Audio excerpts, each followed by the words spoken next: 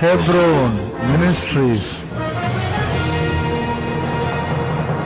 போன வாரங்களில் என்ன செய்தியை நான் கொடுத்தேன்? முதல்ல 2 காரியங்களை நம்ம பார்த்தோம். என்ன பார்த்தோம்? முதல்ல அந்த துணிச்சலான பெனையா வந்து ஒரு துணிச்சலான ஒரு மனுஷன். 2வது உணர்ச்சிகரமான அப்சர்வர், கவனித்தான்.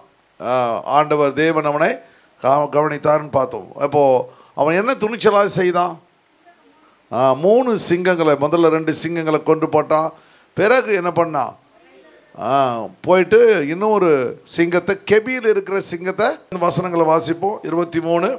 இவைகளை யோய்தாவின் குமாரனாகிய பெனாயா செய்தபடியினால், யோய்தாவின் குமாரனாகிய பெனாயா செய்தபடியினால் 3 பராக்கிரமசாலிகளுக்குள்ளே பேர் பெற்றவனாய் இருந்தான். அப்ப 3 பராக்கிரமசாலிகள் போன வாரம் நம்ம பார்த்தோம். யார் இந்த 3 பராக்கிரமசாலி? பெசேத், 2வது எலியாசர், 3வது ஷம்மா. 3 வந்து பராக்கிரமசாலிகளை இவன் எப்படிப்பட பேர் பெற்றவன, ஹானர்டு போடப்பட்டிருக்கு, பேர் பெற்றவனாய் மாறுகிறார். எத்தனை பிரச்சனைகள் வந்தாலும் கூட, எத்தனை போராட்டங்கள் வந்தாலும் கூட, அதில் நிலைத்து நிறுத்தி தேவனுடைய ராஜ்யத்தை கட்டுவர யாருன்னு பார்த்து தேவன் நினைப்பார். அவனை யுத்த வீரனா கர்த்தர் பார்க்கின்றார். 2 பீட்டர் 2ஆம் அதிகாரம் 14ஆம் வசனத்தை பாருங்க. பச்சார மயக்கத்தினால் நிறைந்தவர்களும் பாவத்தை விட்டு ஓயாதவர்களுமாய் இருக்கிற கண்களை உடையவர்கள். அல்லேலூயா. அப்போ நம்முடைய அந்தரங்க வாழ்க்கையை தேவன் என்ன பண்றார்? கவனித்து கொண்டே இருக்கு. தேவனுடைய பிள்ளைகள், விசுவாசிகள் என்ன பண்ண வேண்டும்? ஆண்டவருக்கு முன்பா ஆண்டவர்கிட்ட சொல்லணும், ஆண்டவரே, இந்த 10 கற்பனைகளில் காணப்படுற எவை ஒன்றும் என்னை சேதப்படுத்தாதபடி நம்முடைய வருகை வரலும் என்னை பாதுகாத்துக் கொள்ளும் சுவாமி. அப்படி ஜெபிக்கணும். எப்படி ஜெபிக்கணும்? ஆண்டவரே, நமக்கு எதில் நம்ம விழுந்து போவோம் நமக்கு தெரியாது. ஆனால் ஆண்டவர்கிட்ட கேட்கணும், ஆண்டவரே நீர் எனக்கு பேலனை கொடுங்க ஆண்டவரே. ஹல்லேலூயா. அதுபோல் ஆண்டவர் என்ன பண்ணுவார்? நமக்கு அந்த சீக்ரெட் டெக்னிக்லாம் நமக்கு தெரியாது. ஆனால் ஆண்டவர்கிட்ட நம்ம அப்படியே ஆண்டவர்கிட்ட கேட்டோன்னா கர்த்தர் என்ன பண்ணுவார்? நிச்சயமாக உங்களுக்கு ஒரு பலனை கொடுப்பார். பொய் சொல்கிறது, ஏமாத்துறது, திருடுறது, எந்த காரியங்களுக்கு இருந்தாலும் ஆண்டவர்கிட்ட சமுதிரம் நீங்கள் கேட்டிங்கன்னா கர்த்தர் என்ன செய்வார்? நிச்சயமாக ஒரு பெரிய என்ன பண்ணுவார்? ஒரு பெரிய விடுதலையை தேவன் கொடுக்க வல்லமை உள்ளவராக இருக்க. சரி, அவர்கள் என்ன பண்ணுவாங்களாம்? பிசாசு அவர்களை என்ன பண்ணுவாங்க? எப்படியாவது இழுத்து கொண்டு போயிடுவான்னு சொல்கிறான். உறுதி இல்லாத ஆத்துமாக்களை தந்திரமாய் பிடித்து, அன்ஸ்டேபிள்னு சொல்லுவோம் இங்கிலீஷில், அன்ஸ்டேபிள். அப்போ உறுதி இல்லாத ஆத்துமாக்கள். நம்முடைய சபை 7 வருஷங்கள் உபத்திரவத்தில் ஆண்டவர் கொண்டு வந்தார். சரி, உபத்திரவத்தில் கொண்டு வந்தோம்னா நிறைய பேர் நம்ம சர்ச்சில் வந்து நிறைய பேரை காணவில்லை. ஆனாலும் கூட உங்களை கர்த்தர் ஸ்திரமுள்ளவர்களாய் கர்த்தர் வைத்திருக்கிறார். அல்லேலூயா. அதுதான் ஆண்டவர். நீங்கள் ஆண்டவர் ஸ்திரமுள்ளவர்களாய், உண்மை உள்ளவர்களாய் ஆண்டவர் உங்களை சபையில் வச்சுருக்கிறார். எதை குறித்து கவலைப்பாரு? ஆண்டவர் எனக்கு ஒரு சபையை கொடுத்தார், நான் கடைசியில் என் சபையில் ஆண்டவருடைய நாமத்தை நான் புகழ்வேன். இதெல்லாம் தேவன் பார்த்து, என்ன உபத்திரம் எத்தனை நாள் இருக்க போகுது? ஒரு நாள் கட்டாயமாக கர்த்தர் நமக்கு விடுதலை கூட. இந்த சர்ச்சு அப்படி தானே இருந்துச்சு. இந்த சர்ச்சு ஒரு 15 வருஷம் நானும் ப்ரேயர் பண்ணது. எல்லாம் சொன்னாங்க, அந்த தியேட்டர் எடு, இந்த தியேட்டர் எடு, இந்த ஆடிட்டோடு. அப்போது எக்கச்சக்கமான பணமும் இருந்துச்சு. நினச்சிருந்தா 10 வருஷத்துக்கு ஒரே செக் எழுதி கொடுத்துருப்பேன். ஆனால் ஆண்டோடு சொன்னேன், இல்லை, நான் போக மாட்டேன், இந்த இடத்துல தான் இருப்பேன். எனக்கு சொந்த இடத்த கொடுக்க வரலையும் நான் இந்த இடத்துக்கு போக மாட்டேன். 15 வருஷங்கள் இந்த இடத்துல சபை ஆண்டவர் நடத்த கிருபை பாராட்டினார். ஹல்லேலூயா. அதற்கு பிறகு கர்த்தர் ஒரு நல்ல இடத்தை கொடுத்தார், சில உபத்திரத்தை கொடுத்தார். இருந்தாலும் கூட தேவன் நம்மோடு கூட இருக்கு. நம்ம செக் பண்ணுறாரு, டெஸ்ட் பண்ணுறாரு. ட்ரையல்ஸ் அண்ட் ட்ரபுள்ஸ் சொல்லுவாங்க, டர்ன் அண்ட் ட்விஸ்ட்னு சொல்லுவாங்க. நம்ம வாழ்க்கையில் இதெல்லாம் வரும். ஆனாலும் கூட நம்ம என்ன செய்யணும்? இது எல்லாத்துலேயும் நம்ம தேவனை வைராக்கியமாக இருக்கிறேன் யான்னு கர்த்தரை கவனிப்பார். ஏன் உங்களுக்கு வந்து பிரச்சனைகள் வருது? ஏன் உங்களுக்கு சோதனைகள் வருது? சோதனையில் தான் நீங்கள் யாருன்னு தெரியும். நான் அடிக்கடி சொல்லுவேன், மழை பெய்யும் போது தான் எத்தனை ஓட்டை இருக்குன்னு தெரியும். மழை பெய்கிற வரலையோ அந்த வீட்டுக்கு எத்தனை ஓட்டை இருக்குன்னு தெரியாது. அப்போ தான் ஒழுகும் போது தான் தெரியும். அதுபோல் நம்முடைய வாழ்க்கையில் சோதனைகள் வரும்பொழுது தான் நீங்கள் யார் என்பதை ஆண்டவர் உணர்ந்து கொள்வார். பிசாசு சொல்வான், இவன் விழுந்து போயிடுவான், இவனை விட்டு ஓடி, நீங்கள் கொஞ்சம் பிரச்சனை கொடுத்து பாருங்க, விட்டு ஓடுவேன். இல்லை ஆண்டவரே, எத்தனை பிரச்சனை கொடுத்தா. நீ காலைல கூட சொன்ன, ஆண்டவரே, நான் வந்து யாரிடத்தில் போய் எவ்வளோ பிரச்சனை கொடுத்தா உன் கால்களை நான் கட்டிக்கொள்வேன். ஹல்லேலூயா. ஆண்டவர் தேவன் நம்மை அப்படிப்பட்ட ஆசீர்வாதத்தை தேவன் கொடுக்க எனக்கு தந்திரமாய் பிடித்து பொருளாசையில் பழகின இருதயமுடைய உங்கள் சாபத்தின் பிள்ளைகள் சொல்கிறான். அப்போது நம்முடைய எண்ணம் முழுவதும் பணம்னு இருக்கக்கூடாது. எண்ணம் முழுவதையும் ஏசு இருந்தால் பணத்தை கர்த்தர் உனக்கு கொடுப்பார். நாம தேட வேண்டியது ஆண்டவர் இயேசுவை. ஹல்லேலூயா. அவருக்கு ஊழியம் செய்யுங்க, உங்களுக்கு நல்ல சுகத்தை கொடுப்பார், பலத்தை கொடுப்பார், ஆரோக்கியத்தை கொடுப்பார், எல்லா காரியங்களையும் கர்த்தர் கொடுப்பார். ஹல்லேலூயா. தேவன் கொடுக்குற ஆசீர்வாதம் எப்பவுமே தாங்கும். ஹல்லேலூயா. அப்போ ஆண்டவர், அப்போது நம்ம அந்த ஒரு நாளும் பொருளாசை குறித்து நம்ம கவலைப்படக்கூடாது. தேவன் நமக்கு அதை கொடுக்க வல்லமை. எனக்கு அதில் சுத்தமாக இல்லை, ஏன்னா அதெல்லாம் பார்த்துட்டு வந்ததுனால அந்த பணத்தை பற்றியோ அதை பற்றியோ ஒரு நாளும் கவலை இல்லை. கர்த்தருடைய ராஜ்யத்தை இப்போ மனசெல்லாம் என்ன தெரியுமா வருது, ஐயோ இந்த 7 வருஷம் ஆண்டவரே இன்னும் இருந்திருந்தா அந்த சபை இருந்தால் இன்னும் நிறைய சபைகளை ஸ்தாபிச்சிருக்கலாமே, எக்கச்சக்கமான சபைகள் ஒரு 100-200 சபை கட்டி முடிச்சிருக்கலாமே அப்படின்னு தோணுது. இன்னும் நிறைய டிவி மினிஸ்டர்லாம் நிறுத்தியாச்சு, அதெல்லாம் இன்னும் போயிருக்குமே நினைக்குது. ஆனால் கர்த்தர் நீ நிறைய பண்ணிட்ட, கொஞ்சம் பொறுமையா இரு. தேவன் உங்களுக்கு ஆண்டவர் பெரிய காரியங்களை செய்ய தேவன் வல்லமை உள்ளவராக இருக்கிறார். ஹல்லேலூயா. நீங்கள் செய்கிற காரியத்தை கர்த்தர் வர்த்திக்க பண்ணுவார். ஒரு நாள் உங்களை கைவிடாத தேவன் உங்களோடு கூட இருக்கிறார். நான் அடிக்கடி நினைக்கும் போது நினைப்பேன், ஏன் ஆண்டவர் சில சோதனைகள் அதிகமாக கொடுத்தாரு அப்படின்னு. ஆண்டவர் ஒரு நாள் என்கிட்ட சொன்னார். என்ன சொன்னார்னா, நீ கேட்டதெல்லாம் கொடுத்தேன், இப்போ நான் கொடுக்குறதையும் நீங்கள் வச்சுக்கோ. நீ என்னென்னலாம் கேட்டியோ, காரு முதற்கொண்டு எல்லாவற்றையும் என்னென்ன வேணுமோ, பிராண்டு முதற்கொண்டு என்ன வேண்டுமோ நான் உனக்கு கொடுத்தேன். அதே போல் சில காரியங்களை நீ என்னோடு கூட நில்லு, உன்னை நான் மகிமைப்படுத்துவேன். அதனால் சில உபத்திரவங்கள் யாரோடு கூட வந்திருக்கீங்களா, யார் உபத்திரவத்தோடு இருக்கீங்க, மனக்கலக்கத்தோடு வேதனையோடு நிந்தையோடு இருக்கீங்களா, கர்த்தர் உங்களுக்கு ஒரு பெரிய உயர்வை கர்த்தர் வச்சிருக்கிறார். ஆண்டவர் உங்களோடு கூட இருந்து பெரிய திட்டத்தை நிறைவேற்றுவார். நீங்கள் செய்கிற ஜெபத்துக்கு ஒரு பெரிய பதிலை கர்த்தர் கொடுப்பார். ஹல்லேலூயா. நீங்கள் மற்றவர்களுக்காக செய்கிற ஜெபத்தை கர்த்தர் நிறைவேற்றுவார். ஒரு பெரிய காரியத்தை தேவன் செய்ய வல்லமை உள்ளவராக இருக்கிற பாருங்க. சரி, செம்மையான வழியை விட்டு தப்பி பின்னடந்து பேயோரின் குமாரனாகிய பீலையாமின் வழியை பின்பற்றி போனவர்கள் அவன் அநீதத்தின் கூலியை விரும்பி தன்னுடைய அக்கிரமத்தின் நிமித்தம் கடிந்து கொள்ளப்பட்டான். பேசாத மிருகம் மனுஷர் பேச்சை பேசி தீர்க்கதரிசியினுடைய மதிகேட்டை தடுத்தது. தீர்க்கதரிசியினுடைய மதிகேட்டை தடுத்தது. பீலையாம் பிறகு பாலாக்கு பணம் தருவான்னு சொல்லி அவன் பின்னாடி ஓடுறான். கடைசியில் என்ன பண்ணுது, கழுத பேச. நான் சொன்ன காலையில் நாம் ஆண்டவரோடு கூட நான் கண்ட கழுதிங்க நம்மளை பற்றி பேசும். ஆமாம், ஆண்டவரோடு கூட நீங்கள் இருந்தீங்கன்னா அந்த கழுதிங்க பேசுறத கர்த்தர் ஒரு நாள் வாயை அடைச்சிருவார், உங்களை கர்த்தர் உயர்த்திடுவார். அதனால் ஆண்டவரோடு கூட இருங்க. கண்ட கழுத பேசுறத பற்றி கவலைப்படாதீங்க. பேசாத மிருகம் பேசிச்சு பார்த்தீங்களா? அப்போ அவன் வந்து தப்பாக நடந்தனால அந்த மிருகம் பேசி, இல்லை ஒழுங்காக அவனை ஏற்றிட்டு போயிருக்கும். இயேசுவை ஏற்றிட்டு போன கழுத பேசிச்சா? பேசலை. ஒழுங்காக இட்டு போய் கரெக்டாக எருசலேமில் கொண்டு விட்டுச்சு. ஆமாம், நீங்கள் ஏற வேண்டிய கழுதை பேச விடக்கூடாது. சரி, அப்போது அவன் கடைசியில் என்ன பண்ணுறான், கடிந்து கொள்ளப்பட்டான். அப்போ தேவனுடைய கரம் நம்மளோடு கூட இருக்கும் பொழுது பரிசுத்த ஆவியானவர் எல்லா விதங்களிலும் என்ன செய்கிறாரு, நம்மை கனப்படுத்துகிறார். இவன் நம்ம நிம்ரோது, அவனுடைய மனைவி பேர் வந்து நிம்ரோடைய மனைவி பேர் செமிராமிஸ். அவனுடைய மனைவி பேர் செமிராமிஸ். பைபிள் அதெல்லாம் இல்லை. செமிராமிஸ்ன்னு அவருடைய மனைவி பேர். அவர்கள் பின்னாடி வந்து அவர்கள் வந்து தன்னை கடவுள் மாதிரி பிரகடனப்படுத்திக்கிறாங்க. அதனால தான் தம்மூஸ்ன்னு எசேக்கியேல் சாப்டர் 8 வருது பார், தம்மூஸை அவர்கள் வணங்கினார்கள். அப்போது இவங்க தான் அந்த தம்மூஸ்.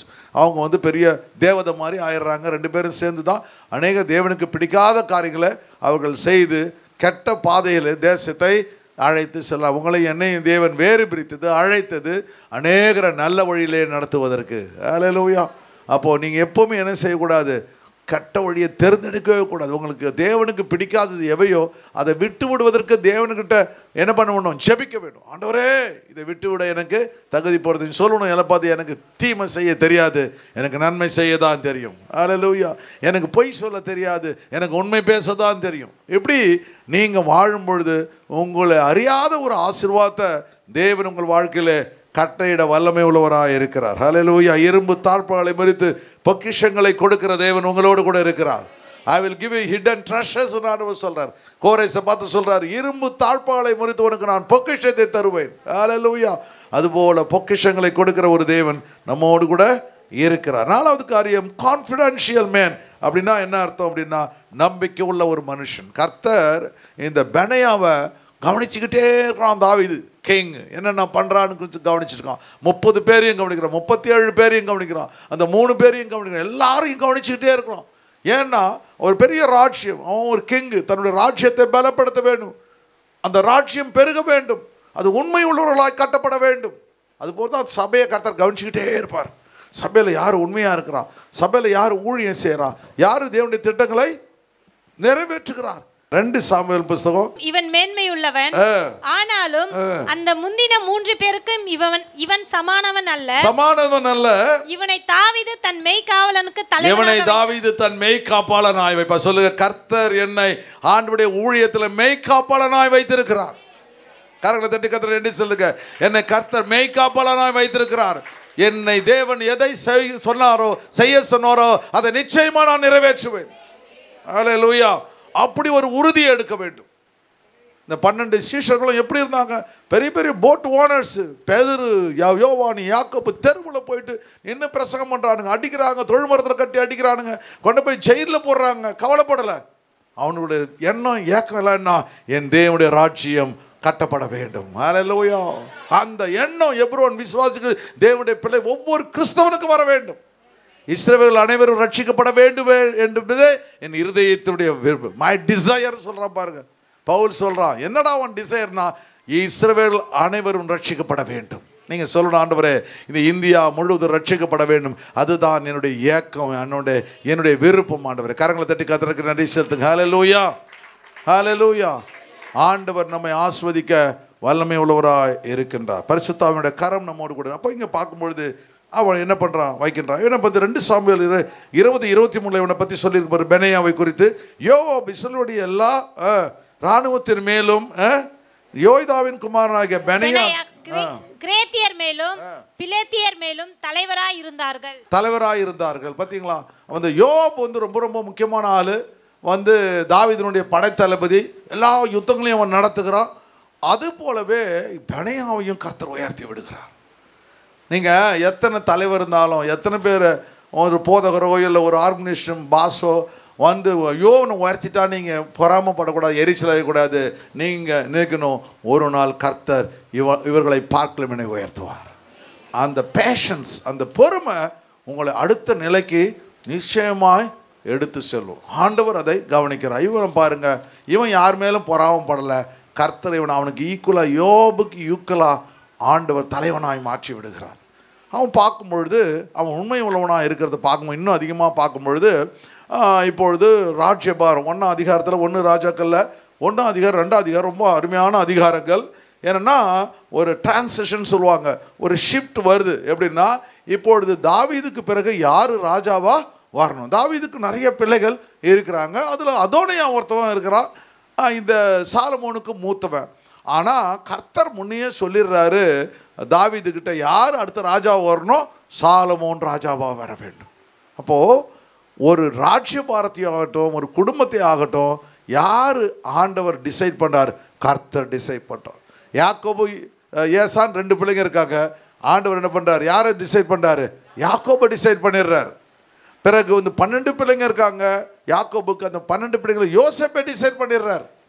அதுபோல் ஆண்டவர் தேவன் ஒருவரை டிசைட் பண்ணுவார். அந்த டிசிஷனுக்கு தகப்பன் தன்னை ஒப்பு கொடுக்க வேண்டும். அதுதான் பயங்கரமானது. அப்போது அந்த தகப்பனும் தாயும் கடவுளுடைய அந்த கான்டாக்ட் ரிலேஷன்ஷிப்பில், அந்த உறவுல இருக்க வேண்டும். அப்பொழுது அந்த சந்ததி அடுத்த நிலைக்கு ஆண்டவர் கொண்டு செல்ல இரக்கமுள்ளவராய் இருக்கிறார். ஆவியானவருடைய திட்டங்கள் அது இருக்குது. அப்போது அதோனியா என்ன பண்ணுறான், திடீர்னு அவன் தனக்குன்னு ஒரு கூட்டத்தை சேர்த்து கொள்கிறான். அந்த மட்டும் கொஞ்சம் வாசிப்போமா. பிறந்த அதோனியா என்பவன் நான் ராஜா ஆவேன் என்று சொல்லி தன்னைத்தானே உயர்த்தி அவனே சொல்லுகிறான், நான் ராஜா ஆயிடும். அவரே ராஜா ஆவேன்னு சொல்லுகிறார், அவரே உயர்த்திக்கிறார். தனக்கு ரதங்களையும் குதிரை வீரரையும் தனக்கு முன் ஓடும் 50 காலாட்களையும் சம்பாதித்தான். ஆமா, நிறை கூடம் தழும்பாது, குறை கூடம் எப்பவுமே தழும்பும். இவனுக்கு அதெல்லாம் தேவையில்லை. ஆண்டவர் யாரை வைக்கலாம், இருந்திருக்கலாம், உயிரோடு கூட இருந்திருக்கலாம். இவன் போதா காலம். அப்போ அவனுக்குன்னு தனியாக இப்போ யார் இது பண்ண அப்சலோம் மாதிரி இவனும் செஞ்சுக்கிறான். தாவீது எப்படிப்பட்டவன், ஆண்டவர் எப்படி அவனை அழைச்சார். அப்போது இந்த அவருடைய தரிசனமே தெரியாமல் இருந்துட்டான். பார்த்திங்களா, எவ்வளோ மோசமான காரியம். அப்போது கர்த்தர் தாவீதோடு கூட தான் இருப்பார் என்பதை இவன் உணரவில்லை. என்ன பண்ணுறான், இங்கே பார்க்கும்பொழுது அடுத்து பாருங்க 8ஆம் வசனம் போயிடுங்க. ஆசாரியனாகிய சாதோக்கும் யோதாவின் குமாரனாகிய பெனாயாவும் தீர்க்கதரிசியாகிய நாத்தானும் சீமேயும் ரேபியும். சரி, இவங்க பார்த்தீங்கன்னா இங்கே சாதோக்கு குமாரி பெனாயா நாத்தான், இவங்க ஒரு குரூப்பு. அதுக்கு முன்னாடி வசனத்தை பார்த்தீங்கன்னா யோவாபு 7ஆம் வசனம், யோவாபு, ஆசாரியர் அபியத்தார், இவங்க ஒரு குரூப். இப்போ ஆண்டவர் பார்க்குறாரு, ஒன்று விக்கெட் குரூப்பு, ஈவில் குரூப்பு, கடவுளுக்கு பிடிக்காத குரூப்பு. இப்போ நம்ம என்ன கவனிக்க வேண்டியதுன்னா, நம்முடைய வாழ்க்கையில் ஒரு கம்பெனி இருக்குது, ஒரு ஆர்கனைசேஷன் இருக்குது, ஒரு சபை இருக்குதுன்னா ஒரு நாளும் கெட்ட குரூப்போட நீங்கள் போய் சேர்ந்துடக்கூடாது. யார் தரிசனம் உள்ளவங்களோ அந்த தரிசனம் உள்ளவர்களோடு உங்களை உங்களை என்ன பண்ணுவோம், இணைத்து கொள்ள வேண்டும். அப்போ 2 குரூப் பிரியுது. 2 குரூப். இப்போ இந்த பெனையா என்ன பண்ணுறான், அவன் ராஜாவுக்கு உண்மையாக நினைக்கிறான். ஏன்னா அவன் தாவீதுக்கு உண்மையாக இருந்தான். அடுத்து நினைக்கிறான், நான் எப்படி பண்ணுவேன், சாலமோனுக்கும் உண்மையாக இருப்பேன். அப்போ சாலமோனுக்கு உண்மையாக இருப்பேன்னா தாவீது ராஜா சாலமோனும் யாரை விரும்புகிறார்கள் பார்க்கும்போது அவர்கள் என்ன பண்ணுறாங்க, இந்த நாத்தானை விரும்புகிறார்கள். அவர்களோடு தன்னை ஒரு டீமை ஒன்று ஃபார்ம் பண்ணிடுறான். நாட்கள் போகுது. திடீர்னு என்ன பண்ணுறான், இந்த அதோனியா என்ன பண்ணுறான், போயிட்டு நான் தான் ராஜான்னு சொல்லி அவன் ஷோஃபரை ஊதி அவன் பெரிய பேங்க்வெட் கொடுத்து ஆடு மாடெல்லாம் அடித்து ராஜான்னு சொல்லி அவன் பிரகடனப்படுத்திடுறான். அப்போ நாத்தான் நேராக போய்ட்டு ராஜா கேட்குறான், ராஜாவே நீங்கள் ஏதாவது அதோனியா ராஜான்னு நீ ஆவலான்னு சொன்னீங்களா? ஐயோ நான் சொல்லவே இல்லை, ஏன்னா படுக்கையாக கிடக்கிறாரு ராஜா, அவரால் போய் எழுந்து சொல்ல முடியாது, நான் சொல்லவே இல்லையே அப்படின்றாரு. அவன் பயங்கர புத்திசாலி இல்லை, பயங்கரமாக ஞானம் உள்ளவன், பயங்கரமாக தேவ ஆலோசனை பெற்ற. உடனே கவலைப்படாதீங்க, ஒன்றும் இப்போ ஆயிடல, என்னால் எழுந்து வர முடியாது, என்ன பண்ணுங்க, என்னுடைய கோவேரி கழுதி மேலே சாலமனை அமர பண்ணுங்க, போயிட்டு நீங்கள் எக்காலம் ஊதி இவன் தான் ராஜான்னு சொல்லுங்க. ஒரு நிமிஷம் க்ரௌடு பார்க்குது, அங்கே ஒரு கோவேரி கழுதை இருக்குது, அது யாருன்னு தெரியாது. இங்கே ராஜாவினுடைய தாவீது ராஜாவுடைய கோவேரி கழுதை. உடனே புரிஞ்சுக்கணும், இது தாவீது ராஜாவுடைய விருப்பம் என்னென்னா இவன் தான் சாலமோன் தான் ராஜாவாய் வர வேண்டும். கடைசியில் என்ன நடக்குது, கடைசியில் இந்த அதோனியா கொல்லப்படுறான், யோவாப் கொல்லப்படுறான், ஒரு பெரிய காரியம் நடக்குது.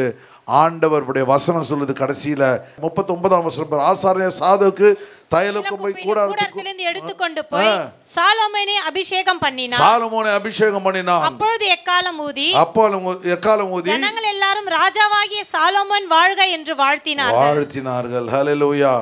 அப்ப 1 ராஜாக்கள் 2ஆம் அதிகாரம் கடைசி வசனம் பாருங்க. ராஜா யோதாயின் குமாரனாகிய பெனாயாவுக்கு கட்டளை கொடுத்து அவன் வெளியே போய் அவன் மேல் விழுந்து அவனை கொன்று போட்டான். ராஜ்யபாரம் சாலோமோனின் கையில் திடப்பட்டது. ஹல்லேலூயா. ஆண்டவருடைய தரிசனம் நிறைவேறுகிறது. ஹல்லேலூயா. அதுபோல கர்த்தர் உங்களுடைய வாழ்க்கையில தேவ தரிசனங்களை நிறைவேற்ற நீங்க பாடுபட்டீங்கன்னா நிச்சயமா உங்களுடைய சந்ததியை ஒருவரும் தொட முடியாது.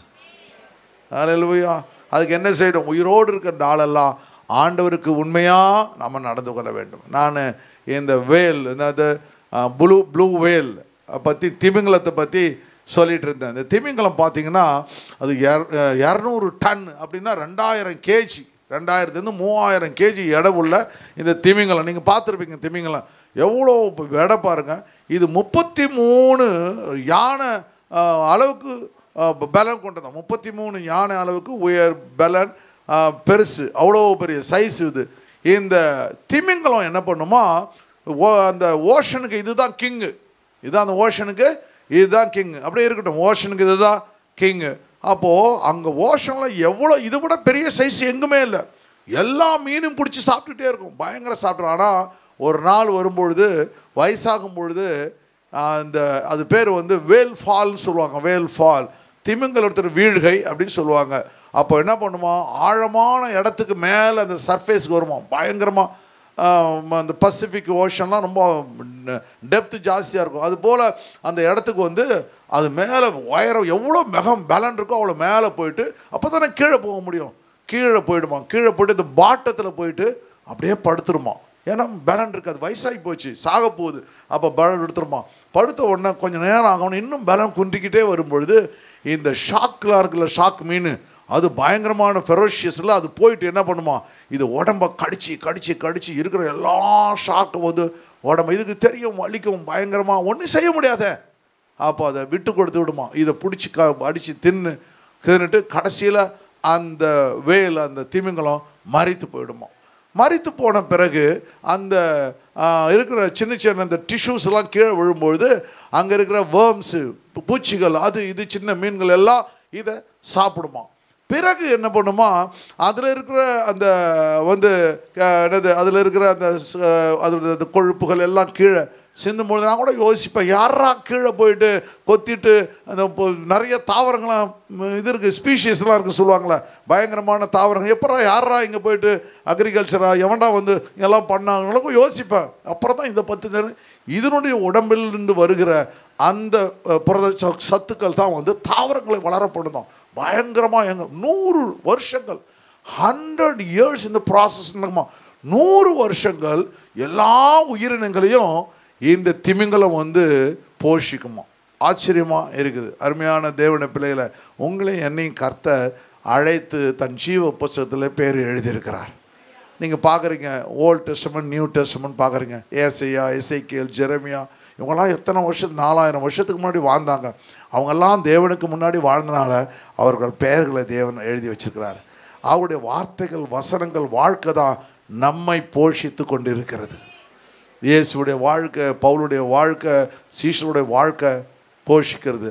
அந்த திமிங்கலத்தை வாழ்நாள் 100 வருஷம் போஷிக்குது. ஆனால் உங்களுக்கு எனக்கும் ஆண்டவர் எத்தனையோ நாளை கொடுத்துருக்கிறார். இம்மையில மாற்றம்ல மறுமையிலும் கத்திரமா வச்சிருக்கிறாரு. அப்போ எசேக்கியேல் அவன்லேருந்து பார்க்கும்போது 4000 வருஷங்கள் அவனுடைய போதனைகள், அவனுடைய அறிவுரைகள், அவனுடைய தரிசனங்கள் நம்ம இன்னைக்கும் நம்ம போஷித்து கொண்டு இருக்கிறது.